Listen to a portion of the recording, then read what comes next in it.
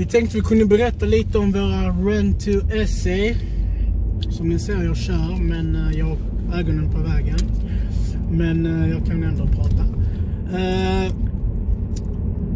Ja, den har börjat...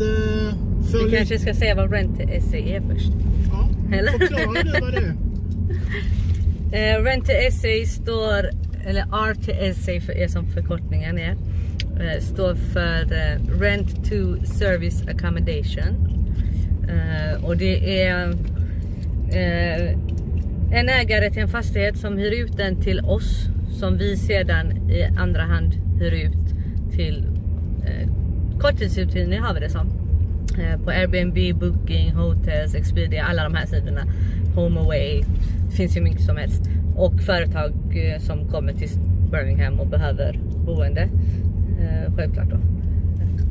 Så det är vad vi använder den till. Så det är vad vi har den fastigheten till i Birmingham. Och nu ska Mr. förklara mer. Ja, den går rätt så bra. Den har börjat komma igång. Vi fick den rätt så sent. Om ni har följt bloggen så fick vi den typ nycklarna slut av juli och kom igång först i augusti efter madame här hade inrett hela... Han är lite ute och cyklar på datum, men vi la ut den live för uthyrning 27 juli och fick första bokningen 28. Men det var lite trögstartat, men det är det ju självklart. Man behöver få in lite reviews och folk som har positiva åsikter efter de har bott där. Så nu har det börjat att komma igång. Men som han sa här, att vi var lite sena ut. Vi missade semestertiderna med den, så det är lite segt. Eller var lite segt. Nu har det kommit igång. Och nu har vi börjat stöta på andra problem, eftersom att hyresvärden har varit en mardröm hela den här. Så först och främst så när vi väl skaffade den, när vi fick den, då fick vi bara en nyckel, och det är ju helt ohållbart. Man kan inte ha en nyckel och driva en ett korttidsboende med en nyckel. Jag menar, städarna behöver en nyckel, managementteamet behöver en nyckel, och ifall om någon skulle tappa en nyckel, då behöver man ha en nyckel där managementteamet kan komma in. Men då hade han lagt undan de två andra nycklarna, eller den ena nyckeln, i sin bil som var på verkstaden och skulle komma först om en månad.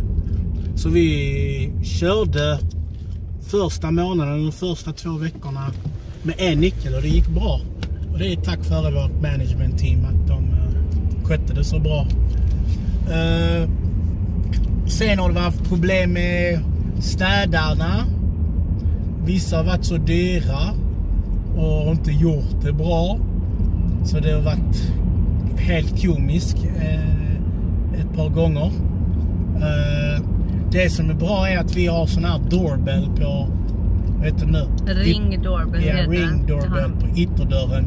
Så vi ser ju när folk går in, kommer ut och så vidare, och klockslag och sånt. Så vi kan ju räkna ungefär hur länge de har varit där och städat, och ifall om någon röker, och om vi säger till exempel om gästerna bokar för 4 personer men sen så plötsligt dyker det upp 6 stycken, då ska vi ju extra betalt för de där 2 extra personerna som har kommit, eller gästerna. Eller om de tar in obehöriga. Precis. I lägenheten. Så på det viset så är den rekommenderar jag att ni skaffar en doorbell. Sedan rekommenderar jag att ni skaffar channel manager, så det är bra.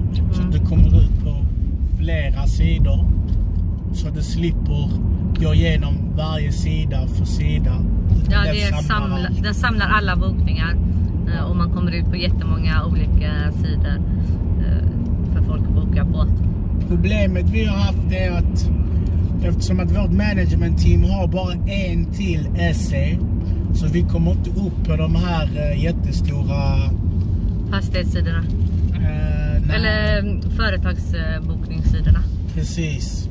Så där är vi lite begränsade. Hade de haft det så hade vi kunnat komma...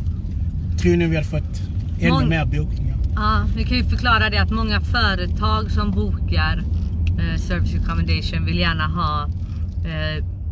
vill gärna att de bokar oss ha minimum 6 stycken units som de kallar det, olika fastigheter som de hyr ut. Och det är ju för att de ofta har mycket folk som kommer, så de behöver boka mer än en. Precis.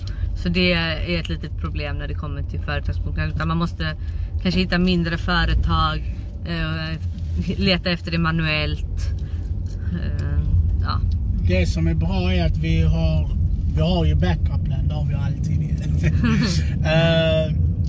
Där du har hittat ett annat bolag som är villiga att ta våran fastighet. Och de har... ett annat managementbolag, Precis. ett jättestort managementbolag som vi har lite kontakt med. Och de har väldigt, väldigt många fastigheter.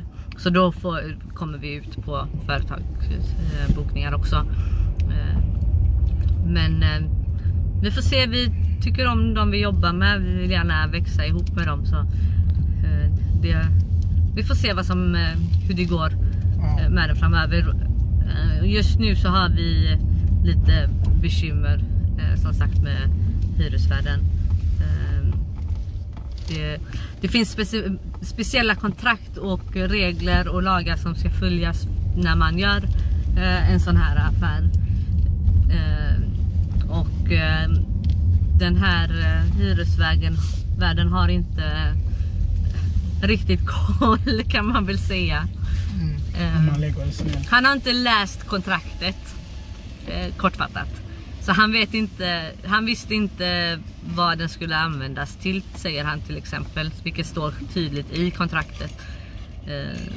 Och det finns som sagt vissa saker han är skyldig att se till stämmer för att vi ska kunna använda den så som vi gör. Så vi har lite sådana saker som vi måste ta itu med honom just nu. Och det är sånt som man inte vill göra på en rent-to-rent deal. Där vill man ha så lite kontakt som möjligt med ägaren efter man har skrivit kontraktet. Liksom, att då ska det vara färdigt. Du får dina hyrespengar varje månad och vi sköter resten. Liksom. Så är det inte i vårat fall, vilket är lite jobbigt faktiskt. Men vi löser nog det. Ja. Vi kan berätta lite mer detaljerat i ett annat avsnitt. För nu är vi faktiskt framme. Det var kortfattat lite om Rent2SA. Ja. Vi återkommer. Hej då. Hej.